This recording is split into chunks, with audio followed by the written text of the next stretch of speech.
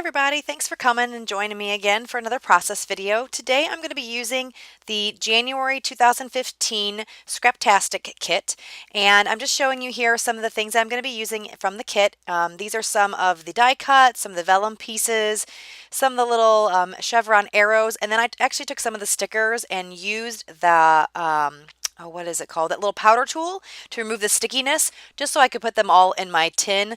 I've been having some problems using up the sticker sheet, so I want to just put them in the tin, and I had a feeling I'd probably use them more. And here I'm just showing you the different pieces of paper, and I'm showing you there where I pointed to full moon. The picture that I'm using is of my cat Denali, and I think his eyes are like really, really blue, and they reminded me of the full moon, so I thought that would be kind of cute just to make sure that little piece of the paper got into my layout. So now I'm just mounting my picture onto that little piece of paper. It's kind of like a taupe color. And again, I do this a lot. I just like to mount my photo with a really thin border, especially with the black background. I thought that would be really good to separate it from the rest of the layout.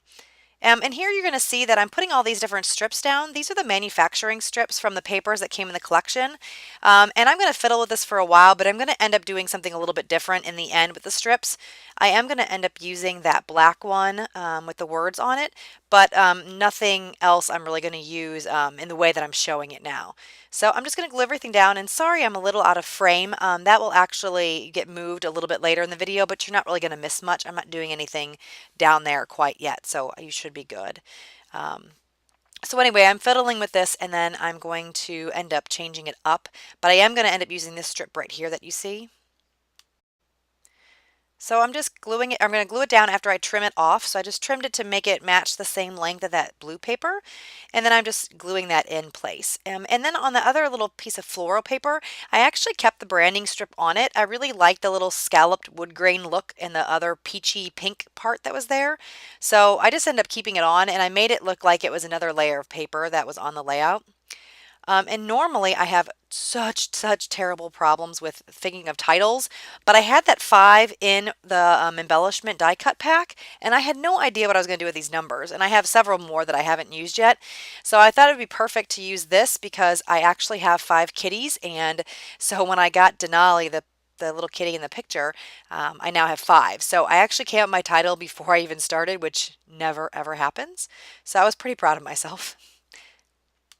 Next, I'm going to be using this gesso on the background, and I actually forgot to say this earlier, but I'm trying out the 8.5 by 11 piece of paper. I've seen a lot of people using this size lately, and I thought I'd try it out to do something a little different. Since I had a smaller photo, a little square photo, sometimes I feel a little overwhelmed by the big 12 by 12 sheet when my photo is smaller than a 4 by 6. So I thought I would try something different and use the smaller size. And what I'm doing, I wanted to add the mist to my background, but I didn't want it to soak into the background. So what I ended up doing is taking my Liquitex gesso and just using an old dry baby wipe, and then wiping that on because I just really wanted a really thin coat, really just to keep the mist more on the surface of the paper rather than sinking in. So here I'm just drying it up, and it does take a little bit of time because I did put quite a bit even though it was a thin coat. And then once this all dries, I'm going to end up spraying my Lindy Stamp Gang mist, and it's in the Fuzzy Navel Peach. And then I'm also using the Mr. Huey's Silver.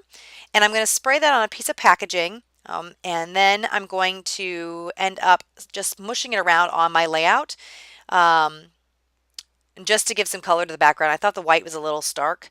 I know a lot of people actually use white background, don't do anything to it, and their pages look so awesome, but for some reason I can't do that yet. I like to do a more minimalist layout sometime, but for now I'm just sticking with kind of something I already know. Hello guys, I really wanted to show you something real quick. While I was videotaping, I lost a bit of the video, so I apologize for that. I didn't hear it beep when the camera stopped working. So I just want to give you a quick thing about what I actually did. So what I actually ended up doing was I did the same thing I did with the this Fuzzy Navel Peach Lindy Stamp Gang. I did the same thing with the Mr. Huey Silver, and I just added that on the background. And then I opened both the bottles up, and I just did the splatters of each one of these. So that's mainly what I did while the camera was shut off. And I also took this Weathered Wood Tim Holtz Distress ink. See if I can get that focused for you. So this Tim Holtz Weathered Wood Distress ink. And I outlined all of the paper. And then I took the paper cluster that I put together, and I also outlined all of the elements on this with this same pen. So that's kind of all I did while the camera was off, so I just want to kind of go over that real quick with you so you guys knew and why that was different. So I'm going to go back to fast forward mode, but I just want to show you that real quick so you guys knew what was going on. Thanks. See you in a minute. All right, so now what I'm going to do is end up putting down the cluster. I'm just gluing that down, and the next thing I'm doing is putting the title, and I really love using that wax paper so that I can really figure out where that title is going to go without having to move it, like stick it down and move it around like a bazillion times, which I used to do in the past. So I'm very thankful that I learned that from some of my fellow YouTubers. I think I actually saw that first with Mercy Tierra, so I'm very grateful. So what I'm doing now is just taking that number 5 that came in the kit, that's wood grain, and coloring the edges with that Tim Holtz Weathered Wood marker to get rid of the white edges. And then I'm also outlining the letter. I felt like it kind of, or the number, I felt like it kind of fell off the page. And in a minute, you're going to see me adding Stampin' Up! Dimensionals also. So it just kind of raises it up so it doesn't look like it doesn't belong. I kind of wanted to kind of pop off the page, kind of like the thickers. I really like the numbers that came in this kit. I haven't had a use for them. I can't figure out how to use them, so I was glad to use this one up because I really love wood grain and all the wood grain texture that it has. And there's a couple other ones in the kit that have some white flowers on it, and I was really hoping to use one of those, but this one still works. I like it. And I'm going to add some other wood grain later on in the layout, so it's not the only wood grain piece that's on there. That floral piece that's in the background too, it kind of has a really light whitewashed wood grain, so it has still that natural kind of look. So I think all the papers kind of go together. So now, as most of you guys know, I am having to glue down the thickers because they do tend to fall off, and especially with the gesso in the background, that seems to keep them falling off more. So I add all the glue to the page, or all the letters, and I'm using this fine liner glue bottle that I got from Hobby Lobby, and I absolutely love it. It works awesome, especially on these little bitty pieces, so I highly, highly recommend picking it up if you guys don't have one already. And so now I'm moving on and I'm adding all the embellishments, and I'm going to fuss a lot with the embellishments, especially in that top right corner. And I think that's the same place that I fussed with the last process video I had. So apparently I always have problems with that top right area if I'm putting a cluster there. I really just felt like the layout needed something in that top right corner, and that's why I'm messing with it so much. I really wanted a third area with some of that wood grain.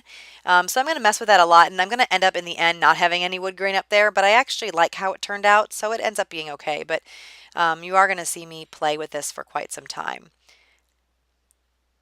And so while I'm doing this and playing with the embellishments, I just want to thank everybody that has subscribed to my YouTube channel. I'm so grateful to have so many subscribers, and you guys are enjoying watching the videos. So please, if you have any comments, please let me know down below if you have any comments or questions or things you'd like to see. I would really like to hear those, and anytime I can have constructive feedback, I appreciate that. So here I'm going to be trying those strips out again.